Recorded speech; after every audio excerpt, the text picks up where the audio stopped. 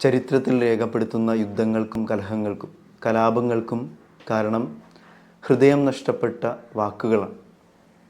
കുടുംബ ബന്ധങ്ങളിലും സൗഹൃദങ്ങളിലും സമൂഹത്തിലുമൊക്കെ ഹൃദയം നഷ്ടപ്പെടുത്തുന്ന വാക്കുകൾ ചിലപ്പോഴൊക്കെ ജീവിതത്തിൽ ഒത്തിരി വേദനകൾ സമ്മാനിപ്പിക്കുന്നുണ്ട്. ഹൃദയത്തിൻ്റെ നിറവിൽ നിന്നാണല്ലോ അധരം സംസാരിക്കുന്നതെന്ന വചനത്തിൻ്റെ ചില സൂചനകൾ ഇക്കാലഘട്ടത്തിലും കഴിഞ്ഞ കാലഘട്ടത്തിലും മനുഷ്യനുള്ളിടത്തോളം കാലവും നാവുകൊണ്ട് വിപ്ലവം സൃഷ്ടിച്ചവരുടെയും വിപ്ലവം സൃഷ്ടിക്കാനിരിക്കുന്നവരുടെയും ജീവിതത്തെക്കുറിച്ചുള്ള ചില ഓർമ്മപ്പെടുത്തലുകളാണ്. ഹൃദയത്തിൽ എന്താണ് നിറയ്ക്കേണ്ടതെന്ന ചില സൂചനകൾ ഇന്ന് സുവിശേഷത്തിലൂടെ നമുക്ക് നൽകുന്നുണ്ട്. അതുകൊണ്ടാണ് സുവിശേഷത്തെക്കുറിച്ച് കുറച്ചും കൂടി ചിന്തിക്കുമ്പോൾ ഇപ്രകാരം വാക്കുകൾ രണ്ട് രീതിയിൽ നമുക്ക് വ്യാഖ്യാനിക്കാൻ പറ്റുന്നത്. ഒന്ന്, അധരം അല്ലെങ്കിൽ വാക്കുകൾ ചിലപ്പോൾ ആയുധമാക്കി മാറ്റുന്ന ജീവിതങ്ങളായി നമ്മൾ മാറാം. ചിലപ്പോൾ ഈ വാക്കുകളോ അധരങ്ങളോ സാന്ത്വനമാക്കി മാറ്റുന്ന ജീവിതങ്ങളായി നമ്മൾ മാറാം. ഒരിക്കൽ ഫ്രാൻസിസ് അസീസി പാടവരമ്പിലൂടെ നടന്നു നീങ്ങുകയാണ്.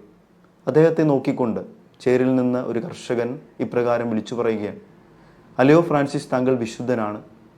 ഇപ്രകാരം തൻ്റെ ജീവിതകാലം മുഴുവൻ വിശുദ്ധനായി തന്നെ മാറേണ്ടവനാണ്. കൂടെ ഉണ്ടായിരുന്ന കൂട്ടുകാരോടായി വിശുദ്ധൻ പറയുന്നുണ്ട്: കണ്ടില്ലേ, ചേരിൽ നിന്ന് ദൈവം എന്നെ ശാസിക്കുന്നു. ഓരോ വിശുദ്ധരുടെയും ജീവിതവും ഇതുപോലെ തന്നെയാണ്. ഹൃദയം കൊണ്ട് മറ്റുള്ളവരുടെ ജീവിതങ്ങളെ അറിയാൻ ശ്രമിച്ചവർ, വചനത്തിൻ്റെ വെളിച്ചത്തിൽ അധരങ്ങളിലൂടെ ക്രിസ്തുവിൻ്റെ ജീവിതം പ്രഘോഷിച്ചവർ. അതുകൊണ്ടായിരിക്കാം ഈ വിശുദ്ധനെക്കുറിച്ച് ധ്യാനിക്കുമ്പോഴൊക്കെ നമ്മുടെയൊക്കെ ജീവിതം ജനിച്ച് ജീവിച്ച് മരിച്ച് മാഞ്ഞു പോകാനുള്ളതല്ല, ക്രിസ്തുവിൻ്റെ ഹൃദയം കൊണ്ട് ലോകത്തെ കീഴടക്കാനും അതുവഴി ക്രിസ്തുവിൻ്റെ മുഖമായി വാക്കുകളായി പ്രവൃത്തികളായി മറ്റുള്ളവരുടെ മുമ്പിൽ അവതരിപ്പിക്കാനും നമ്മുടെ ജീവിതം മാറാനുമുള്ളതാണെന്ന വലിയൊരു ഓർമ്മപ്പെടുത്തലുകൾ ഇന്നത്തെ സുവിശേഷത്തിൻ്റെ വെളിച്ചത്തിൽ നമുക്ക് നൽകുന്നുണ്ട്. വിശുദ്ധ മദർ തെരേസ്യ ഇപ്രകാരം നമ്മെ ഓർമ്മിപ്പിക്കുന്നു: സ്നേഹം നിഷേധിക്കലാണ് ഈ ഭൂമിയിലെ ഏറ്റവും വലിയ ദാരിദ്ര്യം.